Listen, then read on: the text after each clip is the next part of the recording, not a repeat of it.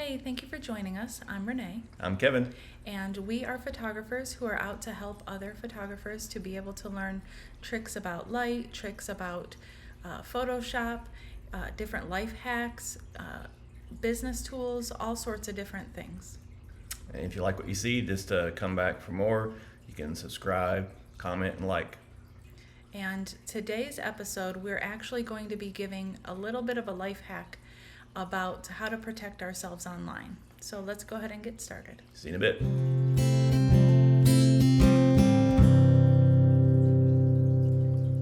So today's episode, like we said, is going to be about protecting ourselves online. We've seen a lot of our friends get hacked. We've seen horrible stories about people having their identities stolen, and a lot of this can be prevented.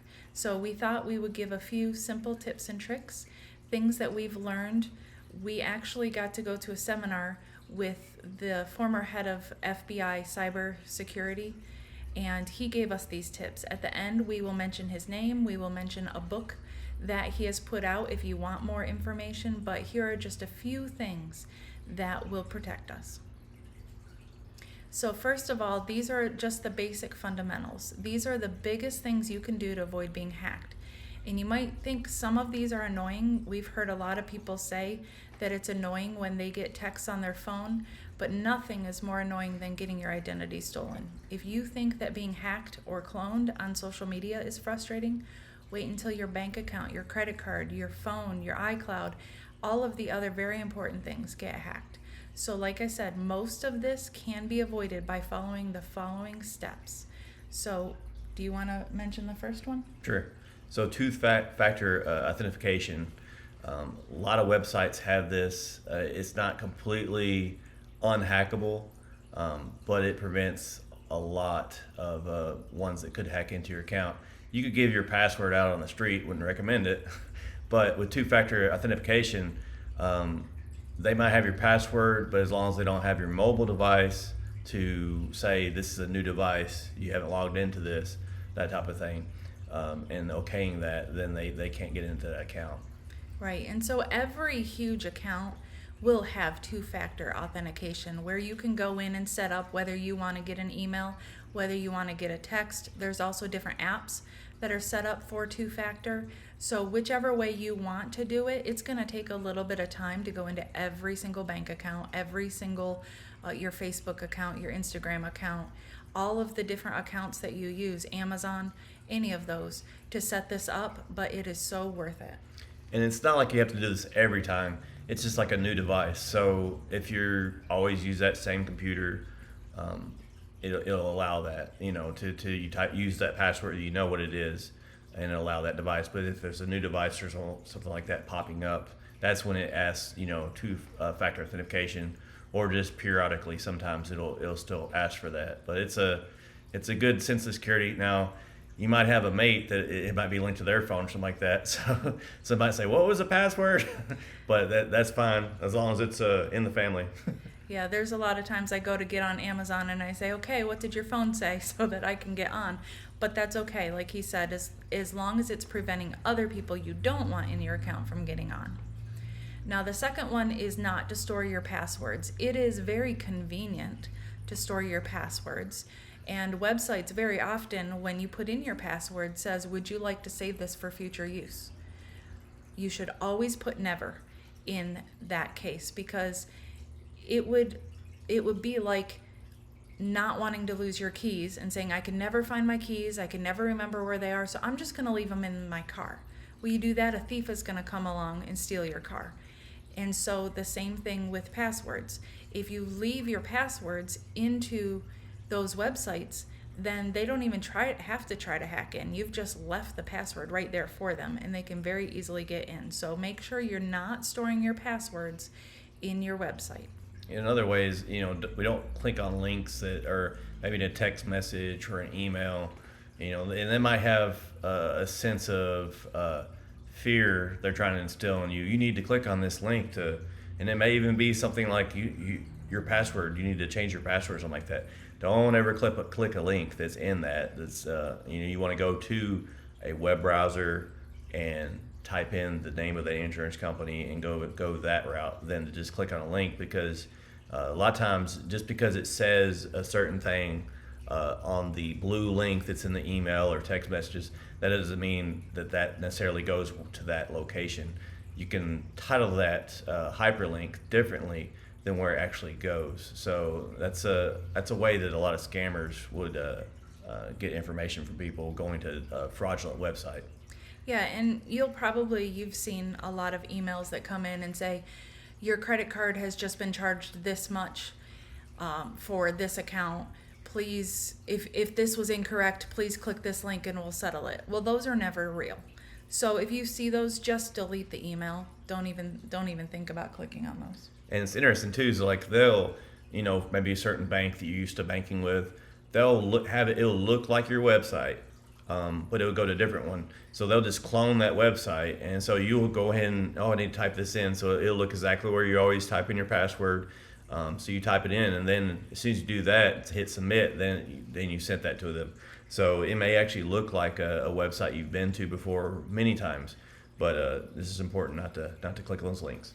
And know that banks are not ever going to call you and ask for your password. They're never going to email you and ask you to reset your password. So if you get something that you think might even possibly be from your bank or from your insurance or from Social Security, go ahead and give them a call. That may be annoying to spend 15 minutes on hold just to get them to say, oh yeah, that was us that sent you the email. But that's a whole lot less time than you'll have to spend if you actually click on the link and then your identity gets stolen.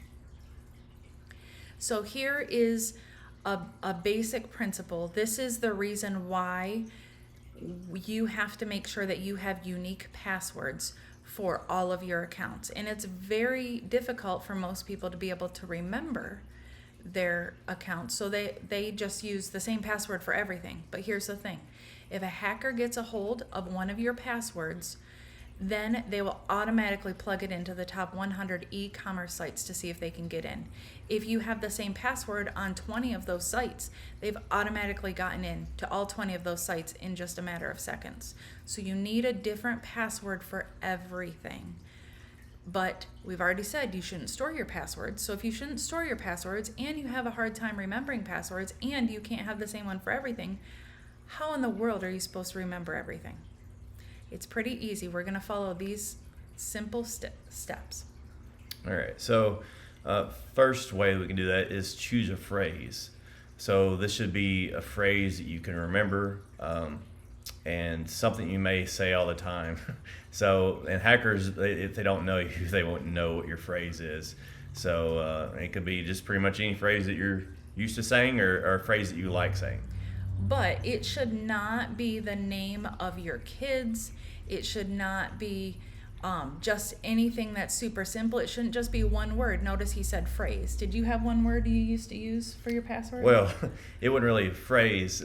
It's a funny story where I used to work in a tech job. I had a password that I thought was the most basic password that everyone ever heard of, QWERTY, which is, if you don't know, it's the first few letters at the top of the keyboard. Well, I told my networking guy, I said, what's your password? And I told him what it was. And he's like, QWERTY, never heard of that. And I thought he was joking. So, yeah, you don't want it to be QWERTY. You don't want it to be ASDFG. Those are very, very simple things. You don't want it to be the last four digits of your social. So we're starting with a phrase. And on the next screen, we will break down a way to do each of these. So start with a phrase. You don't want any dictionary words. So if you drop the first letter of every word and then you capitalize the second letter, hardly any of those are going to be actual words. Now you also want to pick a number. It could be 2 or more digits. So you can choose any number you want. It can be your favorite number. It can be right now. If you're starting right now and it's 2023, you just 23. It can be the year you were born. Any number, pick any number, 2 or more, and go with that. And next thing is choose a symbol. Most websites will allow that, to add a symbol maybe at the, typically the end of your password. and that works well. And then, this isn't going to sound right, but then you can use it for everything. And the reason is because every website is different, your password will be different. So we'll show you on the next screen how to put all of this together and have a unique password for every website. And bonus credit, I see a lot of people with passwords for their pets' names, and you're also posting on social media your pet's name, so maybe that might be a word you wouldn't want to include. Yeah, and the thing too is, while we're talking about that, we weren't planning on talking about this on today's YouTube, but we're going to. Do not answer the questions that are on Facebook that everybody answers. What was the name of your first pet? What street did you grow up on? All of these kind of questions are things that hackers are actually looking for, that they will be able to answer the question that you put into your bank account. When your bank account says, who was your favorite teacher? When your bank account asks you, what street did you grow up on? What was the name of your favorite pet? What was your childhood best friend? If you answer all these questions on Facebook thinking that it's just an innocent question, it's not. So if somebody is not asking you this question personally, don't answer these questions, because you're just giving hackers ammunition. All right, let's get to the next slide and we'll understand all this a little bit better. Okay, so here we're gonna give an example. So I said start with a phrase. So let's just say, because obviously we're not gonna tell you what phrase we use for ours, but let's just say your phrase is takes the cake. Well, then if you drop the first letter of takes and the and cake, drop the first letter of every single one and then make the second letter capitalized, you see what is on the screen. Capital A, capital H, capital A. And it's still, you can say in your head, takes the cake, but you know that you're dropping the first letter and capitalizing the second. I think this, the first phrase I understand, takes the cake. The second one sounds like someone's been working out too hard. Aches ache. So anyway, then you go ahead and add a number. Pick any number you want. For this illustration, I just chose 42 because it's the answer to life and everything. If you haven't watched Hitchhiker's Guide to the Galaxy, you won't get that reference. But and then the next thing is just choose any symbol that you want. So here is how it breaks down into real life. If you're going to Walmart.com, you can say Walmart takes the cake 42 pound. So you still just dropping the first letter of every word, including Walmart, capitalizing the second letter of every word, including Walmart, having your number, having your symbol. Same with Amazon.com. Amazon takes the cake 42 pound. Same with Adobe.com. Adobe takes the cake 42 pound. You're starting to see how these things all look exactly the same, but if they get your password for Walmart and they try to plug that into Amazon, it's not going to work. They try to plug it into the 99 other top websites that they plug it into, it's not going to work because that's your specific one just for Walmart. So you can see the same thing with Canva, but what do we do if we have two words? Well, if you have two words, you can just drop the first letter on both those there. So, Hobby Lobby goes to obli blobli. Sounds like something like a British word or something. So you can see it's still the same thing. It's Hobby Lobby takes the cake 42 pound, and all you're doing is dropping the first letter, capitalizing the second. Same with Crate and Barrel. There's three words there. You capitalize the second letter of crate, the second letter of and, the second letter of barrel, and keep going. And then the same thing with YouTube. But the reason I put number 8 in there is because sometimes you will find websites, and Pizza Hut, I learned this the hard way, is one of them, that will not let you put a symbol in there. So if you're used to using all the same things, then you just drop the symbol, and then you can still remember your password. You said that you learned it the hard way. Did someone get your pizza? No, nobody got my pizza. I'm just saying I kept saying I had the wrong password, and then I had to remember, oh yeah, it doesn't have this symbol in it. I guess that would be a difficult experience if you really want pizza and that password is preventing you to get that pizza. Yeah. Okay, what if we're old school and we want to write down like all our passwords in a book and leave it right there by the computer at home? Well, you can leave it by the computer at home if it's at home. Nobody's going to be able to see your passwords. So there's no danger in somebody hacking into your notebook. So that's always possible. The problem is when you are at Walmart and you want to log in, or you are out and you want to get a pizza on your way home and they make you log in. How are you going to remember your password if it's at home in a book by your computer? So this is the reason to remember a passphrase and a number and a symbol that you use for everything that makes it different, but you're still able to remember it, and the hackers won't be able to get into all of your different sites. Now, the one exception to this is we do have a few sites that we use that make us change it every 6 weeks or every 6 months or every 3 months. If you have a phrase you use for everything, you can't just keep changing that. You can't remember what you've changed it to. So in that case, you are going to have to come up with unique things every 6 weeks or every 6 months for that, and you probably are going to have to write it down. But chances are you're always logging into something from a particular computer.